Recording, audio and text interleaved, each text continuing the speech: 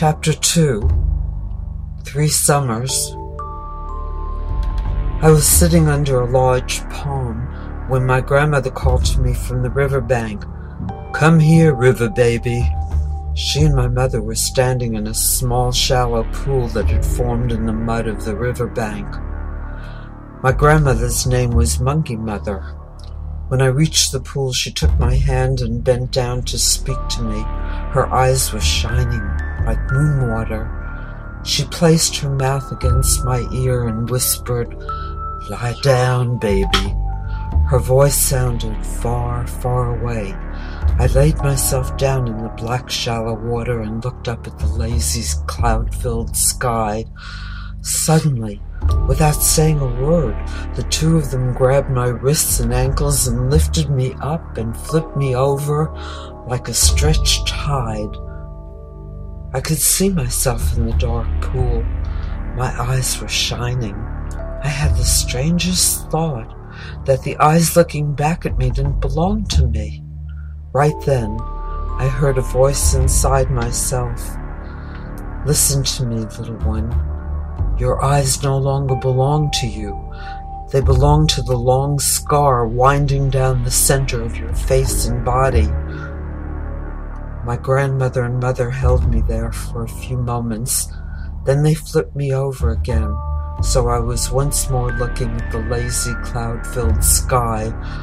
My grandmother whispered in my ear, "Remember what you saw in the dark pool, river baby." Then the two of them dropped me on the river bank and began sweeping the pool clean with stalks of grass. When they finished, my grandmother sat me up and held my head so I couldn't move it. She looked at me like she was very far away and told me she had brought me to the pool because she wanted me to see what she had seen the day I was born. "When you came into the world," she said, "your face was veiled with skin, and I knew you were going to be a great leader."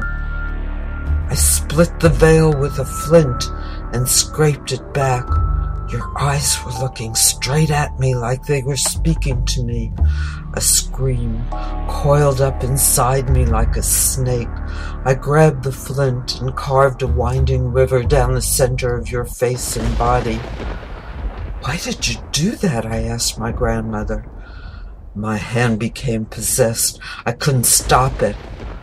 "What does the river scar winding down my face and body mean?" I asked. "It means you are going to be a great prophet." I looked at my mother. Her head was bowed. She had been silent until now. Without looking at me, she whispered, "Your name is no longer River Baby. That is the name we gave you until it was time to tell you your true name." "When is that going to happen?" "Now," she whispered. Her eyes were dark and shiny. "Why now?" "Because you are being reborn as I speak." "How do you know?" "I can feel it. So can your grandmother. You could feel it too if you didn't ask so many questions." My grandmother nodded. I tried to stop, but I couldn't. "What am I to be called?" I asked.